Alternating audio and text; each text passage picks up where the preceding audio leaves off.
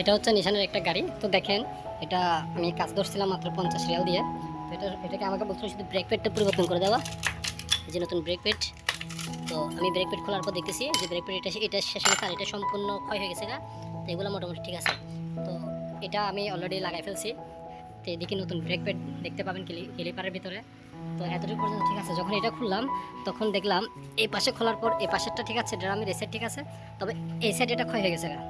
তো এই সাইড ক্ষয় হওয়ার কারণ তো দেখতে পাচ্ছেন, এই পার্ট এটা সম্পূর্ণ এটার সাথে সম্পূর্ণভাবে ক্ষয় হয়ে এটা কমপ্লিট। ড্রাম এটা শেষ, ড্রাম এটা খেয়ে ফেলছে।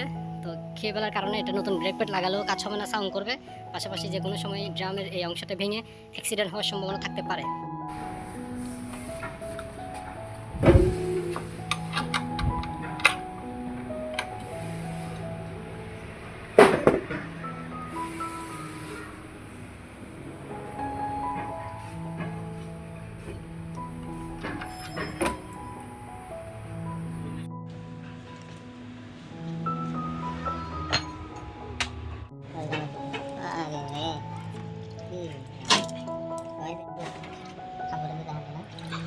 Không đi hô.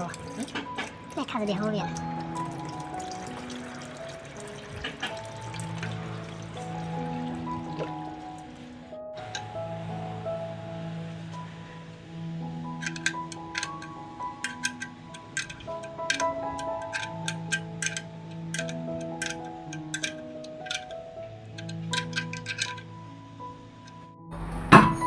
टायर तो